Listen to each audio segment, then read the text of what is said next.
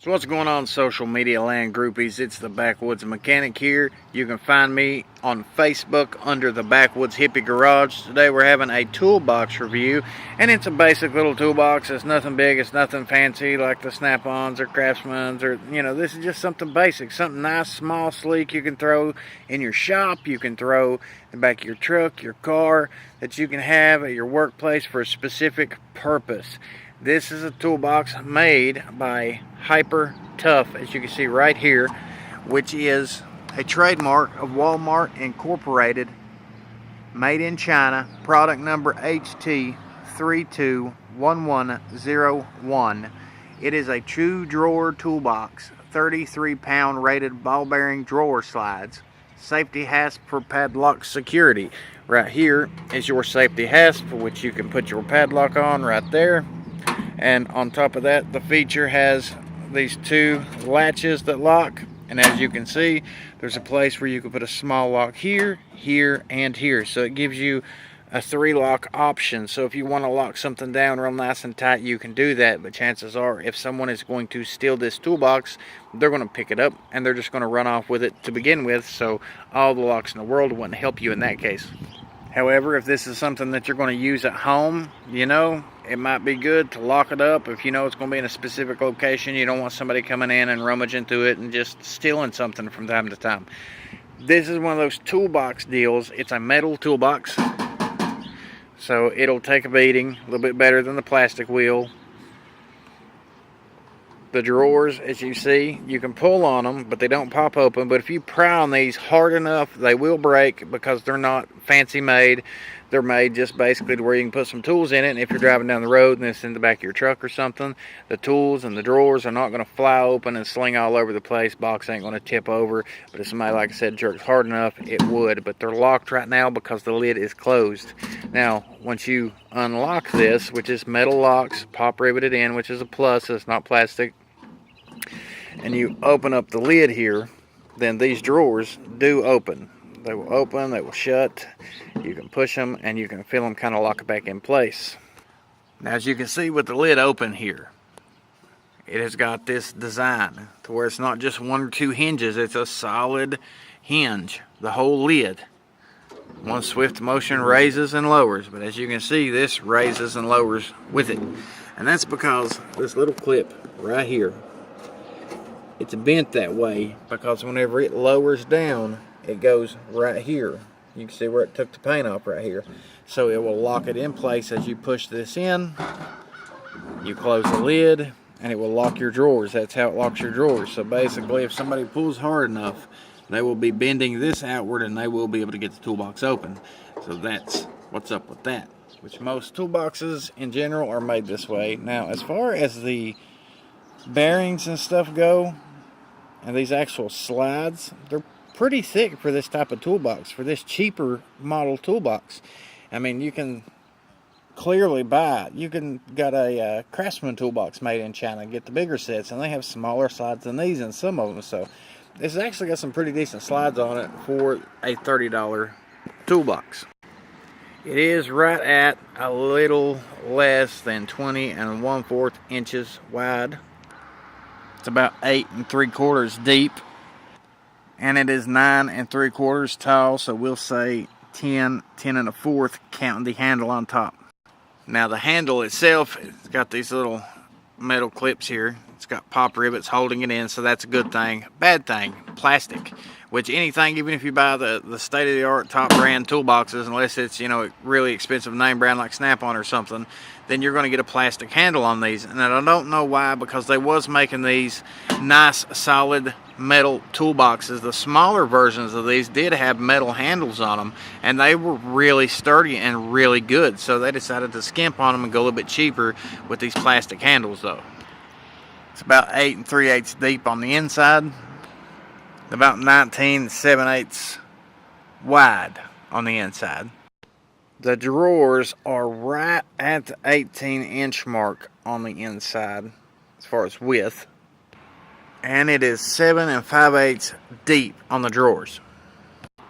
Now, this particular toolbox, for all intents and purposes, is supposed to do a job. That's why I bought it for $30. It's going to be one of those specific purpose toolboxes. That's originally what I bought it for, so I can take it to work, because I only do certain things in certain areas. So I like to be able to have certain sockets or certain tools in this particular box. That way if I want to pick it up and go and use it for a specific thing, everything's already organized. But instead I was like, you know, for right now, because I'm in the middle of buying a really nice looking bigger toolbox, and whenever I do, I'm going to be transitioning some toolboxes around, because I've got a torn toolbox, I've got 2 different Craftsman toolboxes, and I'm getting ready to get another Craftsman toolbox, and it is a really nice looking toolbox. So I essentially want to take and transfer some tools from one to the other, and, you know, utilize it for their own purposes. And whenever I get the tools transferred back and forth that I want in certain areas, I'm going to have a bigger Craftsman toolbox in the back of my truck that I can pack around, and I'm going to use this one for a specific purpose. You know, I could probably put it in my wife's vehicle and just switch some of the tools around, put some certain things in here, and eliminate, you know, 1 or 2 toolboxes, because the socket rails will condense everything down a little bit better. But as far as a specific purpose toolbox, somebody have this at home, in your garage, in your house, you know, something you can just slide under your closet, you know, at the end of your bed, in the washroom, or in the back seat of your truck, this is going to be perfectly fine for what we need it for. Now, excuse the mess, but as you can see, I got a Stanley here, got a Stanley here, got a Duralast there, got this big toolbox here, got a Task Force over there. I've got a little bit of everything. So what I'm trying to do is condense some of this stuff and eliminate some of these boxes. For example, this is a decent looking little box. This is one of my throw in the truck, go to where I need to go, work on stuff type of box. And I like it because it's got my little, you know, lids up here. Craftsman's got a nice 50-gallon one I've been looking at. But essentially, all this stuff, whenever I work on something, I like it because I can put it all on my socket rails. I can slap it in here. But whenever I go to work on something, I always have to pull everything out, dig through here, and I have tools laying everywhere. And I would really like to have it separated a little bit, because I've got separate toolboxes. I've got jacks inside of boxes. I've got wrenches inside of boxes, my screwdrivers, the pliers, just all that stuff separated in whole different boxes, not counting what's in the actual back of my truck, because I got a lot of tools and I do a lot of different work. You know, if you're a mobile mechanic, you know how this goes. And you know, I got a van that I can throw them in, or I got a truck I can throw them in from time to time. So here's what I'm going to do. I'm going to show you how I'm going to utilize that Hyper Tough toolbox by organizing these particular tools. Alright, now as far as you can see right here, the toolbox is now empty, minus these few little stubby wrenches and that pair of vice grips. Everything there is empty. So now let's see what's in the toolbox. Now you've seen everything that was in that toolbox, and I had everything crammed in there all together. Well, in my lid here, what I decided to do was I put all my deep welds here, and I've got several different deep weld sockets. I ain't got no 1/2-inch drive right now, but I do have 3/8 drive. I got my 6-point standard, my 12-point standard, my, well, that's my 12-point millimeter. This is my 6-point millimeter, all 3/8 drive. This is my 1/4-inch 6-point, all my standards, all my metrics. Now right here in these little peanut butter jars, I've kind of got crammed in here right now because I haven't got no new socket rails yet. I've got a few of the basic hex heads, and I got a few of the star bits. Over here I got my long ones, I got me some punches, and I got some of my little adapters and things right here, my extensions, reducers, adapters, all that good stuff. And here's a set of star bits here. Now if you open up the drawer, this makes a big difference whenever you can separate your sockets, because whenever you go to work on something, you want to be able to grab something easy without pulling everything out and dumping it in the road wherever you're working at. So right here's my sockets. I've got my 1/2-inch drive standards, my 1/2-inch drive metrics, I got my 3/8 drives right here, and then I've got my 1/4-inch drives right here. Now in the bottom drawer, pull them out and you'll see that there's all the wrenches. I've got my big 1/2-inch drive, my long handled, my regular handle, got my swivel head.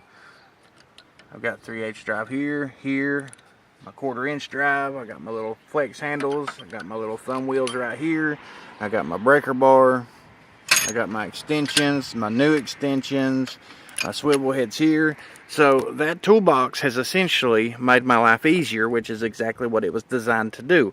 And I had one lock on that other toolbox, the Stanley toolbox, and it is a really durable case. It packed all this stuff, so hopefully the little plastic handle on this one will hold up just as good as Stanley's did.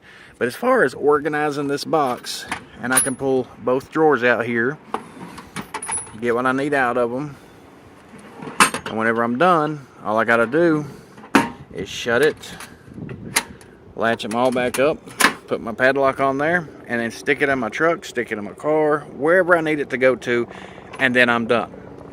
This toolbox for $30, not no bad deal. And quite honestly, if its handle does break off here, I'll try to find a metal handle for it. If I can't, I'll take me a piece of steel to run on the inside. I'll drill me some holes. I'll pop rivet the piece of steel in, and then I'll go get me a special handle that I'll put right through the top here, and I will still use this toolbox.